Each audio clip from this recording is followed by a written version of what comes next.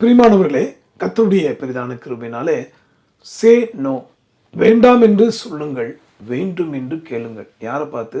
நம்மை உண்டாக்கின தேவனாகிய கர்த்தரை பார்த்து.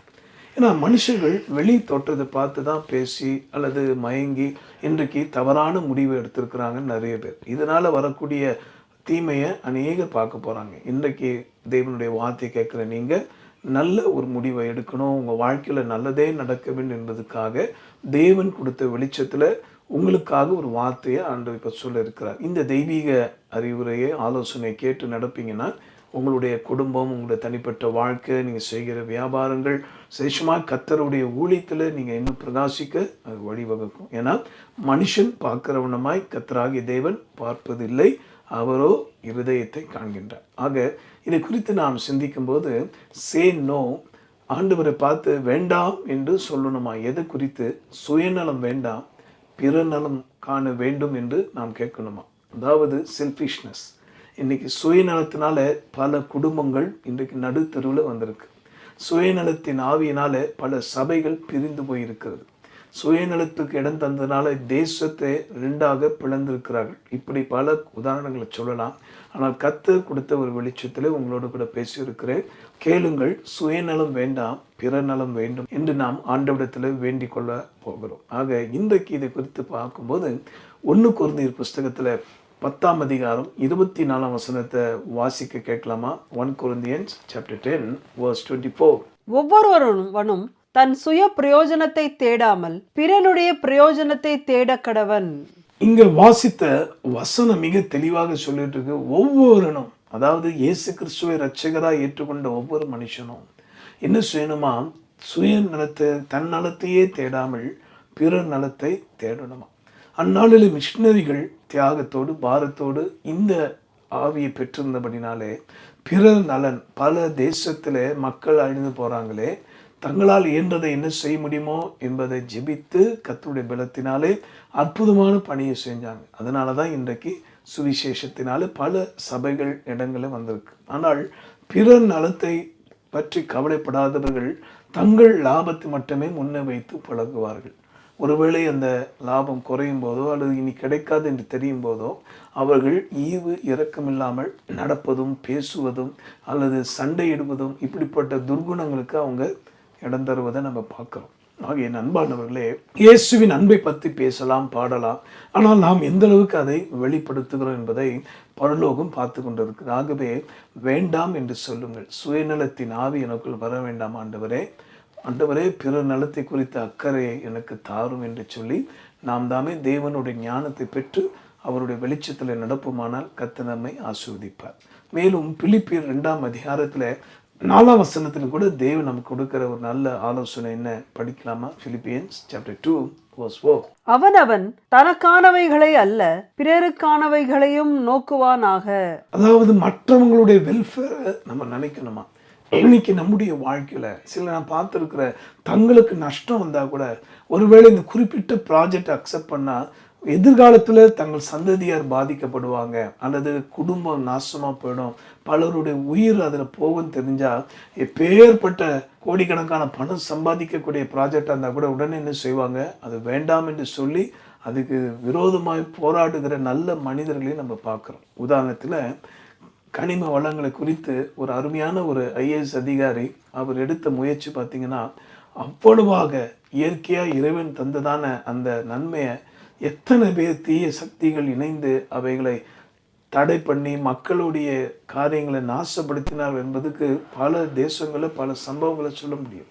ஆனால் மறுபடியும் சொல்கிறேன், பிற நலத்தை நாடக்கூடிய அதிகாரிகள், பிற நலத்துக்காக வாழக்கூடிய அரசியல்வாதிகள் ஒரு சிலரே, அவர்கள் தங்களுடைய வாழ்க்கையில் எவ்வளோ அவமானம் வந்தாலும், கஷ்டம் வந்தாலும் அல்லது எவ்வளோ அநீதி நடந்தாலும் அதை தாங்கி சகித்து நிச்சயமாக ஒரு காலத்தில் ஜெயிப்பாங்க. அவங்க போட்ட விதையாகிய அந்த பிறர் நலத்துக்குரிய காரியங்கள் நாள்பட வருங்கால சந்ததியார் அதை குறித்து சாட்சி பகிர்வாங்க. இதை கேட்குற நீங்கள் சொல்லுங்கள், இயேசுவே உம்மை போல நாங்கள் பிறர் நலனை என்ன எங்கள் உதவி செய்யும், மற்றவர்களுடைய வெல்ஃபேருக்காக நாங்கள் ஜெபிக்க உழைக்க எங்களுக்கு தயவு பண்ணும் ஆண்டவரே என்று சொல்லி கேட்பீங்கன்னா உங்களுடைய அதிகாரத்தை நீங்கள் சரியாக பயன்படுத்தலாம். ஆண்டு உங்களுக்கு தந்திருக்கிற பணத்தை சரியானவர்களுக்கு நீ தந்து பயன்படுத்தலாம். இப்படி பல காரியங்களை சொல்ல முடியும். ஆக கர்த்தருடைய நாமம் பயன்படுவதாக. இறுதியாக நீதிமொழிகள் புஸ்தகத்தில் 11ஆம் அதிகாரம் 25ஆம் வசனத்தை வாசிக்க கேட்போமா? Proverbs chapter 11 verse 25. உதார குணமுள்ள ஆத்துமா செழிக்கும், எவன் தண்ணீர் பாய்ச்சுகிறானோ அவனுக்கு தண்ணீர் பாய்ச்சப்படும். இந்த வசனத்தின் பொருள் என்ன? Giving is the best ministry in the world. அதாவது எவன் தண்ணீர் பாய்ச்சுகிறானோ அவனுக்கு தண்ணீர் பாய்ச்சப்படும். இதோட அர்த்தம் தான், நீங்கள் பிறருடைய நலனுக்காக, அது ஒரு படிப்பாக இருக்கலாம், அல்லது திருமண காரியமாக இருக்கலாம், அல்லது குடும்பம் இணையக்கூடிய விஷயமா இருக்கலாம். இப்படி பல நல்ல காரியங்களுக்கு நீங்கள் நீர் பாய்ச்சுவது போல், அதாவது you are using your talent and you are using or utilising your money and power. அதாவது உங்களுக்கு தெய்வன் தந்த அதிகாரத்தை, பணத்தை, படிப்பை, உங்களுக்கு இருக்கிறதான வசதி வாய்ப்பை நல்ல விஷயத்துக்கு அல்லது மற்றவர்களுடைய நன்மைக்கு நீங்கள் பயன்படுத்தும் போது நிச்சயமாக அது பலனை உங்களுக்கும் உங்கள் சந்ததிக்கும் திரும்ப வரும். ஆனால் தான் இங்கே வாசிக்கிறோம், எவன் நீர் பாய்ச்சுகிறானோ. யாருக்கு அந்த எண்ணம் வரும்? விவசாயி பார்த்தீங்கன்னா அந்த ஒவ்வொரு பயிரையும் தன்னுடைய குழந்தைய போல நினைப்பாங்க. விவசாய மக்கள் தன்னுடைய பயிரை வளர்க்குறாங்களே, அந்த அந்த கிராப்ஸ் எல்லாத்தையும் அவங்க தங்க சொந்த குழந்தைகளை போல தான் பார்ப்பாங்க. அதனால தான் அதுக்கு ஏற்ற வேளையில் தண்ணீரை பாய்ச்சுவாங்க. அது என்ன செய்யும்? நாள் வந்து அந்த அறுவடை காலத்தில் அந்த விவசாயி மகிழும்படி நல்ல பலனை கொடுக்கும். அதே போல தான் இன்றைக்கு இந்த தேவனாகிய கர்த்தர் நீங்கள் செய்கிற ஒவ்வொரு நற்செயல்களையும் நீங்கள் தனித்து ஜெபிக்கிற அல்லது குழுவாக ஜெபிக்கும் போது பிற நலனுக்காக, நம்முடைய சபை, நம்முடைய ஆட்கள்னு சொல்லாமல் எங்கள் தேசம், எங்கள் மக்கள், 800 கோடி மக்களும் என் சகோதர சகோதரிகள் அந்த உலகத்தில் வாழ்கிற அப்படின்னு சொல்லி அந்த எண்ணத்தோடு நீங்கள் பிற நலனுக்காக நீர் பாய்ச்சுவது போல, எவன் கண்ணீரோடு விதைக்கிறான் கம்பீரத்தோடு அறுப்பான்னு சொல்லப்பட்டபடி அந்த ஜெபம் என்கிற தண்ணீரை பாய்ச்சுகிற அல்லது விசுவாசத்தோடு உங்களுடைய ஆஸ்திகளை, அவங்களுடைய சொத்துக்களை தேவனுக்காக, தேவ ராஜ்யத்துக்காக விற்று விதைக்கிற உங்களையும் உங்கள் பிள்ளைகளையும் கர்த்தர் நினைக்காம போக மாட்டேன். கட்டாயம் மேன்மைப்படுத்துவாக. ஜெபிப்போம். சுயநலம் வேண்டாம், பிறநலம் வேண்டும். சுயநலவாதிகள் ஒரு நாளும் தங்களுடைய பணத்தை தேவ ராஜ்யத்துக்கு விதைக்க மாட்டாங்க. தங்களுக்கு ஏதாவது லாபம்னா தான் அவங்களோட பழகுவாங்க. அப்படிப்பட்ட ஆவி கொண்டவர்களை கர்த்தர் கடிந்து கொள்வாராக.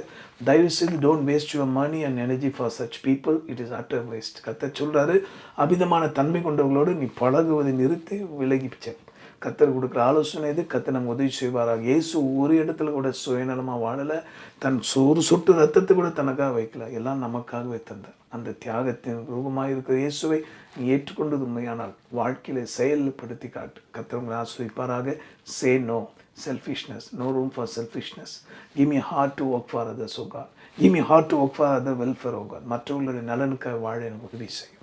இன்றைய பயன்படுத்துங்க. உங்கள் நல்ல படிப்பை, உங்கள் பணத்தை, வசதியை, உங்களுக்கு கொடுக்கப்பட்டிருக்க அதிகாரத்தை நல்ல விஷயத்தை பயன்படுத்துங்க. God bless you. ஜெபிப்போம். அன்புள்ள ஆண்டவரே, இந்த வார்த்தையின்படி எங்களுக்கு அந்த இதயத்தை தார். ஏதோ இன்னி ஒரு நாள் மட்டும் இல்லப்பா, இந்த செய்தியை தீர்க்க தரிசன வார்த்தை மற்றவங்களுக்கு ஷேர் பண்ணும்போதும் அது கோடிக்கணக்கான இந்திய மக்களுக்கு, விசேஷமாக தமிழ் அறியக்கூடிய, புரிந்து கொள்ளக்கூடிய மக்களுக்கு போய் சேரட்டும். அப்பா, இன்னைக்கு செல்ஃபிஷ்னஸ்னால, அந்த சுயநலத்தினால எத்தனை குடும்பங்கள் நடுத்தருக்கு வந்திருக்கு, எத்தனை வீடுகள் 2ஆக பிளந்திருக்கப்பா, எத்தனை தேசங்கள் ஆட்சியாளர், இப்படி பல காரியங்கள் நிர்மூலமாக இருக்கு சுவாமி. ஆக அந்த சுயநலம், தனக்கு லாபம், தனக்கு பதவி வேணும், தனக்கு வேணும், தனக்கு வேணும் என்று வாழ்கிற அந்த ஆவிகளுக்கு அழித்து போட்டு பிற நல்லது, என் மக்களுக்கு நல்லது வந்தால் மட்டும்தான் இதை நான் அக்செப்ட் பண்ணுவேன், இல்லைனா வேண்டவே வேண்டாம் என்று சொல்லத்தக்க வகைகளை வைராகியமாய் நிற்கக்கூடிய மனிதர்களை எழுப்பித்தாரும். அப்படிப்பட்டவங்களுக்கு நீர் உதவி செய்யும். பரத்திலிருந்து உங்களுடைய தூதர்களை அனுப்பி பாதுகாத்துக்கொள்ளும். தொடர்ந்து இந்த வார்த்தையிலேயே தாராளமாக நீர் பாய்ச்சத்தக்க அனுபவத்தை தந்திரலும்.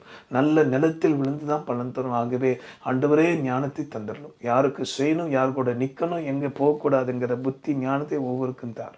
கிருபை பாராட்டு. ஜீவாதிபதி இயேசு மூலமாக வேண்டி மன்றாடுகிறோம் எங்கள் நல்ல பிதாவே. ஆமென். God bless you. Say no. இனி எனக்கு சுயநலம் வேண்டாம், பிற நலம் வேண்டும். ஆமென்.